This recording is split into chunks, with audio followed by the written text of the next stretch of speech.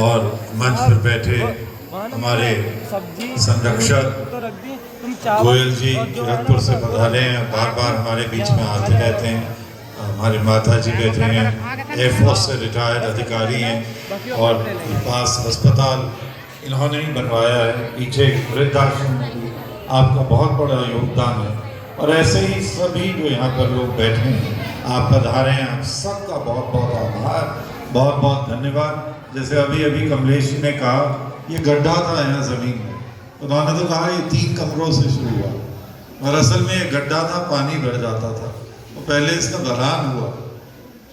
और इतनी समर्पित रही हैं कमलेश जी, मुझे याद है इन्होंने अपने बच्चे अपने भाई के पास भेज दिए थे, क्योंकि ये 4-5 बच्चे इकट्ठे आ गए थे विकलांग आश्रम में, और मैं बड़ा गुस्से हुआ, मैं कहा ये क्या काम है आपका। और बहुत दिनों तक दोनों बच्चे वहीं रहे गंगा पार के मायके में।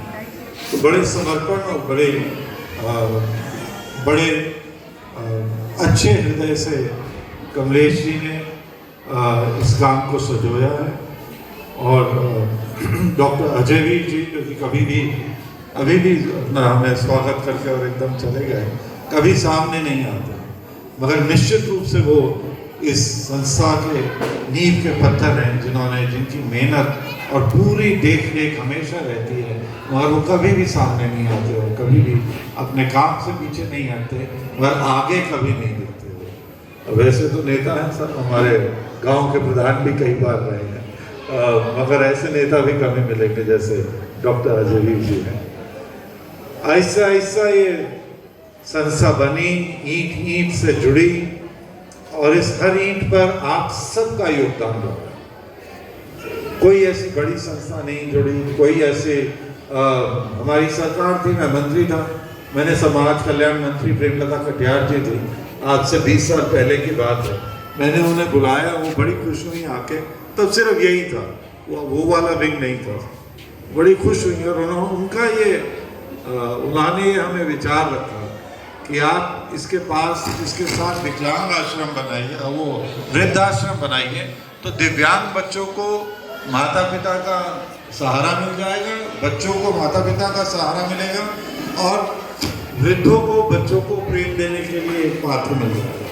हमने सोचा बहुत अच्छा आइडिया, मंत्री कह रही हैं तो बहुत जल्दी वृद्धाश्रम के लिए भी और विकलांग आश्रम के लिए समाज कल्याण मंत्री है, कैबिनेट मंत्री थी, तो हमने कहा बहुत जल्दी हमें अब फंड आने वाला है, मगर हमारी सरकार गिर गई साहब। आइडिया तो आ गया मगर फंड नहीं आया। फिर वैसे ईंट जोड़ के हम बड़े सौभाग्यशाली हैं कि कनाडा से पहले बहुत ही सफल एयरफोर्स में करियर रहा, और उसके बाद कनाडा में जाके बसे, वहाँ बहुत सफल बिजनेस रही, और उसके बाद लौट के हमारे वृद्धाश्रम को भी बहुत बड़ा सहयोग मिला, और हमारे ये अस्पताल जो बन के इतना सुंदर खड़ा है उसे भी बड़ा सुंदर सहयोग मिला। और फिर आपका यहाँ पर रहना और निरंतर इस संस्था के लिए योगदान देते रहना, तो ऐसे आप सबके सहयोग से ये संस्था यहाँ तक पहुँची है।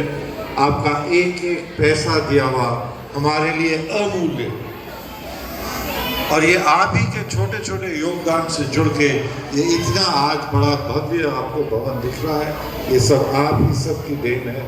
हम आप सबका बहुत बहुत आभार व्यक्त करते हैं।